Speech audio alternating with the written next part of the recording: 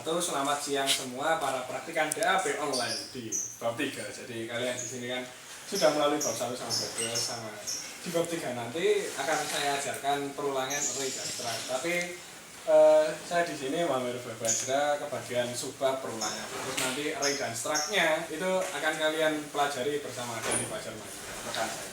Jadi langsung saja ke materi ya tanpa basa-basi lagi. Jadi kalau di perulangan itu di bahasa itu kan ada 3, ada while, do while, ini do while-nya belum saya tuliskan, dan terus ada juga for. Nah itu yang pertama dulu ya. Jadi dari perulangan ini, dari ketiga perulangan ini ada 3 syarat yang harus ada dalam sebuah perulangan.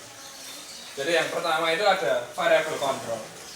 Nah terus juga ada syarat agar perulangan itu terus terjadi. Nah terus yang ketiga itu ada pembaruan variable control. Jadi syaratnya ini nanti akan berhubungan dengan variable control. Jadi variable control ini adalah syarat yang digunakan untuk biasanya memberhentikan sebuah perulangan itu sendiri. Nah terus langsung saja ke materi, langsung saja coba ke program yang saya tuliskan di sini. Jadi saya sambil duduk. Nah, oke. Jadi yang pertama saya jelaskan itu while. Nah kalau while itu dia syaratnya dicek terlebih dahulu apakah syaratnya itu benar-benar boleh dijalankan. Kalau ini bernilai benar maka perulangan di bawah ini baru dijalankan. Nah terus jadi kan di sini variable kontrolnya itu saya tuliskan i sama dengan 0. Nah itu berarti kan nilai i sama dengan 0. Nah terus dicek nih kan dari atas ke bawah, while i kurang dari 5 maka dia akan melakukan printf a, dia akan menuliskan a, lalu akan nilai i ini nilai i akan ditambah 1 karena ini kan increment. Lanjut, nah ini kan nilai i nya 0. Nah kalau i nya 0 maka kan ketika i kurang dari 5, 0 kan lebih kecil daripada 5, jadi dia akan ngeprint a. Jadi jalan pertama atau perulangan pertama itu dia nulis a sekali. Nah terus ini kan i++. Nah i++ itu nanti ditambahin di sini. Itu berarti nanti kan jadinya i sama dengan 1. Nah 1 dicek lagi i apakah 1 kurang dari 5 ya. Masih benar kan. Nah itu masih ditulis lagi sampai ditulis lagi a. Nah itu dia tulis lagi kan 1 ditambah jadi 2. Ini ditambah lagi 3. Terus 4. Nah, terus ini kan udah 5, apakah 5 lebih kecil daripada 5? Kan salah.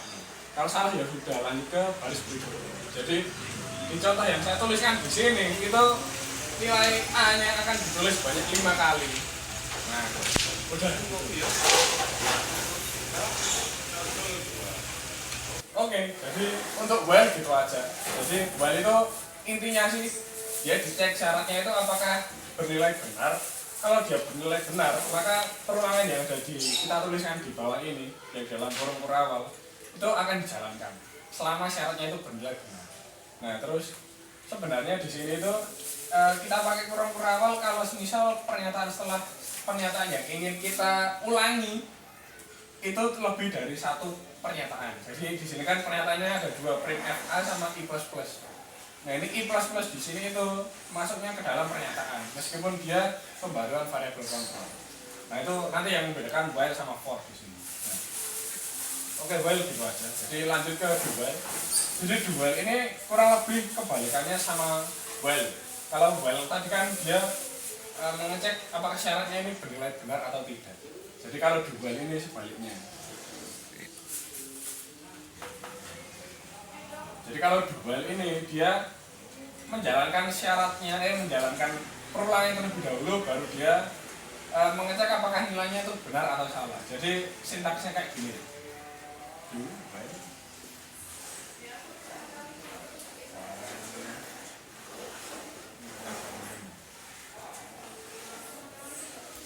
Nah, begini. Jadi bedanya di sini. Yang ini kan dia dia do-nya terlebih dahulu, perulangan terlebih dahulu, baru dia ngecek syaratnya. Nah itu nanti kalau programnya kayak gini kurang lebih dia akan ngeprintnya a 5 kali. Nah terus yang perbedaan paling mencolok itu nanti ketika i nya i-nya ini bernilai langsung tidak sesuai syaratnya. Misal aku tulis langsung i sama dengan 10 gitu. Nah, kalau di while tadi kan dia while i lebih kecil daripada 5 baru dia dijalankan. Nah, itu kalau do while dia itu karena tadi dia mengulangi pernyataannya terlebih dahulu baru dicek apakah syaratnya itu benar atau salah. Nah, makanya kalau di sini nilai i-nya itu aku pasang 10 gini. Nah, ini pasang 10 do print fa. Nah, di sini kan a. Nah, i plus plus di sini kan akan menambahkan nilai i tadi yang 10 menjadi 11. Nah, 11 ini nanti tak kasih penjelasan. I sama dengan 11. Di sini kan i sama dengan 11. Nah, baru dicek setelah dia mencetak huruf A itu while i kurang dari 5, apakah i yang nilai 11 itu lebih kecil daripada 5. Nah, karena 11 itu lebih besar daripada 5, maka perulangan yang di sini tidak akan diulangi lagi karena tidak memenuhi syarat. Gitu. Oke, jadi kan tadi udah 2 perulangan ya, tinggal 1 perulangan. Jadi kalau while tadi kan dia mengecek apakah syaratnya itu benar atau salah. Kalau benar baru dia mengulangi akan menjalankan perulangan. Tapi kalau do while kan dia menjalankan perulangan terlebih dahulu baru mengecek syaratnya benar atau salah. Jadi kalau do while benar ya diulangi lagi. Nah, terus perulangan yang ketiga ini for. Jadi for ini kurang lebih sama kayak while, tapi dia penulisannya secara pengalaman pribadi saya itu lebih rapi karena tadi kan kalau while seperti ini ya.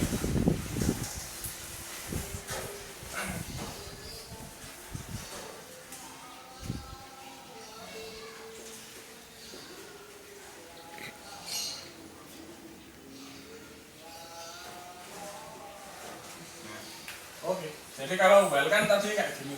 Nah, sedangkan for itu dia variabel kontrol, terus syarat serta pembaruan variabel kontrol itu diatur dalam satu baris.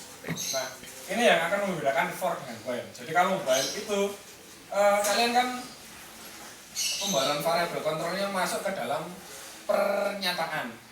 Jadi kalau kalian nulis di sini sama di sini sebenarnya kan kurang lebih sama, tapi kalau semisal i plus plus ini ditaruh sebagai pernyataan, itu ada kemungkinan bahwa perulangan yang kalian lakukan itu akan gagal. Nah, kalau yang di for ini kan pembaruan variabel kontrol itu kalian taruh di ekspresi ketiga. Jadi ini ekspresi 1 sebagai pemberian nilai awal variabel kontrol, ini syarat agar perulangan terjadi, lalu yang ekspresi ketiga ini itu sebagai pembaruan variabel kontrol. Nah, kalau kalian tulis di sini itu tidak ada kemungkinan bahwa perulangan itu akan gagal. Nah, perbedaan yang paling mencolok juga buat for dan while. For itu kalian gunakan ketika kalian tahu kapan perulangan itu akan berakhir. Sedangkan while itu kalian gunakan ketika kalian tidak tahu kapan program itu akan berakhir. Nah, terus oke, jadi langsung aja ke contoh program yang saya tuliskan di sini untuk for. Jadi for ini syaratnya kurang lebih sama. Jadi pembaruan nilai variabel kontrolnya itu 0. Nah, terus syaratnya itu i kurang dari 5, terus i plus plusnya itu sebagai pembaruan variabel kontrol. Kita inkrementkan i. Nah, jadi print fb ini kan print fb sama print fc ini akan dilakukan ketika nilai i kurang dari 5. Nah, ini kan i 0. Nah, jadi ini perulangan yang pertama ya. Perulangan pertama dia akan menulis b dan c. Nah, terus i plus plus, nah, 1 lagi, i 1, apakah 1 itu kurang dari 5? Benar. Kalau benar bc. Nah, itu kita ulangi lagi sampai nilainya itu 5 karena seperti yang while tadi kan kalau sudah sampai 5 di sini kan ini perulangan kelima. Nah, terus perulangan kelima kan berarti i nya sudah 5. Nah, ketika dicek apakah 5 kurang dari 5 itu salah, makanya program akan dilanjutkan ke baris berikutnya. Tapi karena baris berikut di sini nggak ada, makanya program berakhir dengan telah mencetak bc sebanyak 5 kali. Gitu. Oke, baiklah kita masuk ke sebuah berikutnya. Setelah tadi kita belajar perulangan, sekarang kita masuk ke sebuah berikutnya yaitu array. Di sini aku akan langsung menjelaskan inti-inti pentingnya aja dari array. Jadi array itu pengertiannya seperti yang bisa kalian baca di buku. intinya adalah array itu adalah sekumpulan data yang memiliki tipe data sama. Kemudian kenapa sih kita harus belajar array? Karena array itu memiliki kelebihan daripada variabel biasa. Kelebihannya adalah ketika kita menuliskan suatu variabel biasa, contohnya integer a sama dengan 1. Sebenarnya array jika kalian lihat dari sintaksnya itu sebenarnya mirip dengan variabel biasa. Bedanya pada variabel biasa kita hanya bisa memberikan satu nilai pada satu variabel. Sementara kelebihan dari array kita bisa memasukkan beberapa nilai pada satu array. Kelebihannya itu. Kemudian lanjut ke implementasinya langsung. Jadi pada array itu seperti yang bisa kalian lihat di sini, array itu memiliki sintaks yang sedikit berbeda daripada variabel biasa. Dimana di sini ada tipe data, kemudian di sini angka ini adalah nama dari array, kemudian 5 dalam kurung siku ini merupakan jumlah data yang bisa disimpan pada suatu array. Kemudian di sini kita bisa memberikan nilai-nilai atau data yang akan disimpan pada array. Jadi di sini saya memberikan 1, 2, 3, 4 dan 5. Nah, untuk pengaksesannya bisa kalian lihat juga di modul. Caranya adalah memanggil nama array-nya, kemudian menuliskan indeks atau data yang akan dipanggil. Nah, perbedaannya di sini dengan variabel biasa, array itu memiliki ciri yang dinamakan indeks. Indeks ini merupakan urutan dari data yang akan kita panggil. Jadi bedanya untuk di array ini kita indeksnya dimulai dari 0. Jadi untuk memanggil data pertama, angka 1 ini, maka kita menuliskan di sini adalah angka 0. Kita akan memanggil data pertama. Jadi jika kita di sini menuliskan angka 2, artinya ini indeks 0, indeks 1, indeks 2. Maka outputnya yang keluar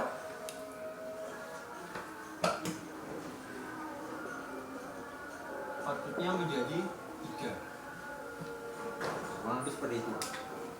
Kemudian array juga bisa kita bentuk dalam bentuk 2 dimensi ataupun 3 dimensi. Di sini aku akan menyontohkan untuk yang 2 dimensinya aja. Bisa kalian lihat di bawah ini. Jadi ini adalah integer tipe data sama seperti yang sebelumnya. Kemudian 2D ini sebagai nama dari array-nya, dan karena ini 2 dimensi maka kita memiliki 2 elemen. Jadi di sini 2 dan 3. Apa maksudnya?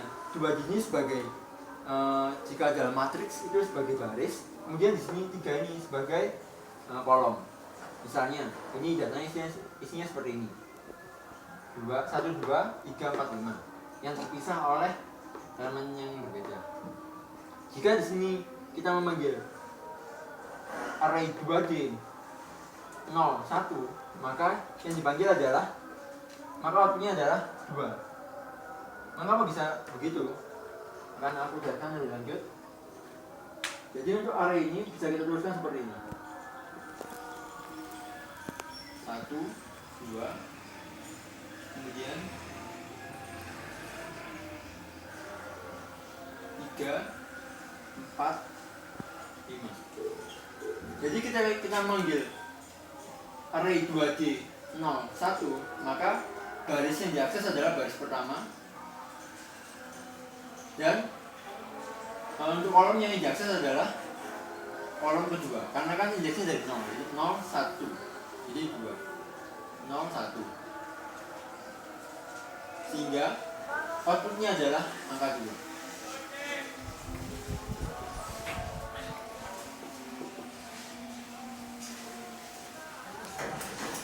Oke, selanjutnya kita akan masuk ke sebab berikutnya, yaitu sebab string. Sebenarnya string sendiri itu merupakan array, hanya saja ia memiliki karakteristik khusus, yaitu di mana array tersebut hanya menggunakan satu tipe data, yaitu char. Jadi yang ada di papannya adalah contoh dari sebuah string. Untuk string sendiri itu dibagi menjadi 2. Kita bisa menggunakan string untuk menyimpan satu karakter seperti ini, satu karakter terpisah dengan cara seperti ini. Jadi Dia juga sintaksnya mirip-mirip seperti array, hanya saja di sini dia menggunakan char tipe datanya. Kemudian char, di sini aku menggunakan nama stringnya berupa huruf. Terus elemen atau data yang disimpan juga sama, yaitu jumlah 5. Dimana yang disimpan di sini adalah data huruf A, B, C, D, E secara berurutan. Kemudian untuk pemanggilannya seperti tadi, hanya saja di sini kita menggunakan string. Jadi printf %c. Nah, %c ini digunakan untuk memanggil string yang per karakter. Ini kan per karakter nih, terpisah. Jadi kita menggunakan %c. Kemudian huruf dalam kurung siku 3. 3 ini merupakan indeks, sama seperti array sebelumnya. Jadi indeksnya dimulai dari 0. Jika kita manggil 3, artinya A ini adalah indeks 0, B ini indeks 1, C ini indeks 2, dan D ini adalah indeks 3. Maka jika kita menuliskan perintah printf seperti ini, output yang keluar adalah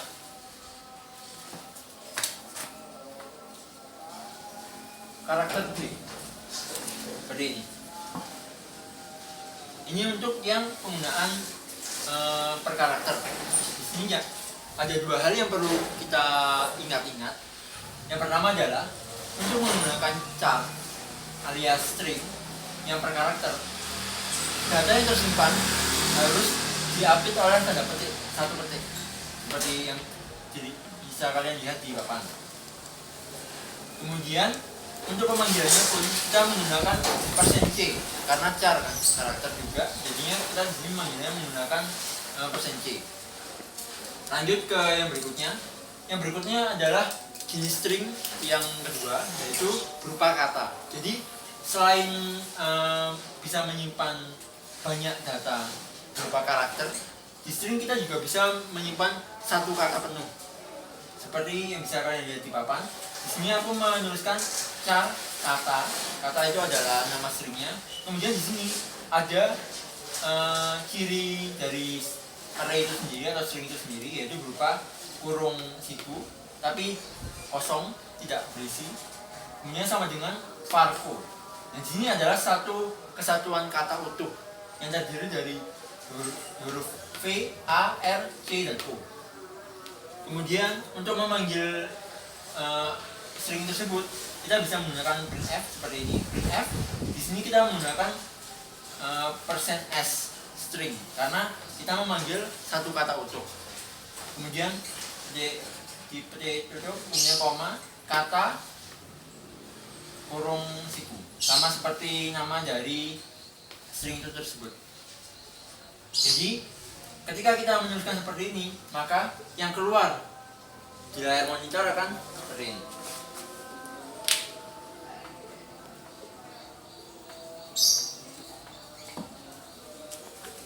Jadi kata yang keluar akan satu kata penuh tanpa terpisah, tidak berbeda dengan jenis string yang sebelumnya. Jadi untuk jenis string yang kedua ini ada beberapa hal juga yang perlu kita perhatikan perbedaannya antara string jenis pertama dan jenis kedua. Di jenis yang pertama kita masih menggunakan jumlah data, sementara di string jenis kedua, di mana kita menggunakan satu kata penuh, itu kita tidak perlu menggunakan jumlah data karena yang bisa disimpan jelas hanya satu kata sepanjang apapun itu katanya. Kemudian yang kedua adalah di sini pada string jenis pertama kita menggunakan tanda petik satu untuk mengupdate data yang kita simpan, sementara di string jenis kedua kita mengupdate satu kata penuh ini dengan tanda petik 2. Itu perbedaannya, bisa dilihat sendiri. Kemudian yang terakhir perbedaannya adalah penggunaan ini. Kalau di string jenis pertama kita menggunakan %c, di string jenis kedua kita menggunakan %s karena kita memanggil satu kata penuh. Kurang lebih seperti itu untuk penjelasan dari materi string. Lanjut ke sebab terakhir dari bab 3, yaitu struct. Bisa kalian lihat sendiri di modul sebenarnya. Jadi struct itu perumpamaannya adalah sebuah lemari. Struct itu adalah tempat untuk mengumpulkan berbagai informasi dengan tipe data yang berbeda. Jadi perbedaannya dengan array, kalau array kita bisa mengumpulkan banyak data yang bertipe data sama, sementara kalau di struct kita bisa mengumpulkan banyak data yang bertipe data tidak sama, berbeda. Nah, untuk bagiannya sendiri struct itu ada bagiannya 3 bagian, yaitu structnya sendiri. Kalau di perumpamannya dia ada sebagai lemarinya, kemudian record itu kalau di perumpamannya dia sebagai rak untuk menyimpan datanya, kemudian terakhir ada field. Field adalah data yang disimpan pada tiap-tiap rak. Jadi kurang lebih seperti itu. Untuk cara mengaksesnya itu kita tinggal menuliskan record mana yang kita panggil. Jadi kan di sini misalnya di sini contohnya ada 2 nih, nama dan ini. Jadi misalnya kita mau memanggil nama, kita menuliskan nama, kemudian dot nama field. Jadi fieldnya di dalam sini kan ada datanya, kita manggil data yang mana. Jadi untuk struct maupun array sebenarnya itu kita tidak hanya bisa menyimpan data, tapi kita juga dapat memanggil data. Nah, untuk lebih jelasnya bisa kalian lihat di listing program percobaan bab 3 halaman 38 yang sudah kalian download. Jadi di contoh program itu kita bisa mengetahui lebih jelasnya bagaimana sintaks penulisan dari struct itu sendiri. Nah, untuk halaman 38 bisa kalian lihat di bagian paling atas sendiri, di bawahnya include itu ada struct. Nah, di situ bisa kalian analisa sendiri mana yang menjadi struct. Kemudian pada dalam kurung kurawal itu merupakan fieldnya. Kemudian setelah kurung kurawal itu ada nama dari recordnya. Nah, kurang lebih seperti itu. Jadi kelebihan struct sendiri dari array tadi itu adalah kita bisa menyimpan data dengan berbagai tipe data. Jadi kita tidak tergantung dengan tipe data yang sama saja. Untuk lebih lanjutnya bisa kalian coba sendiri menggunakan listing program yang telah disediakan untuk dicoba-coba apakah perbedaan antara penggunaan struct dan penggunaan array. Baiklah, cukup sekian penjelasan mengenai bab 3. Saya mohon maaf jika ada kekurangan atau penjelasan yang kurang jelas. Jika memang nanti ada yang perlu ditanyakan, bisa menghubungi Astrep yang mengajar. Di sini untuk bab 3 ada aku dan Fajar Mahendra dan ada Mahameru Bayu Bajra. Ya, sekian, terima kasih. Wassalamualaikum warahmatullahi wabarakatuh.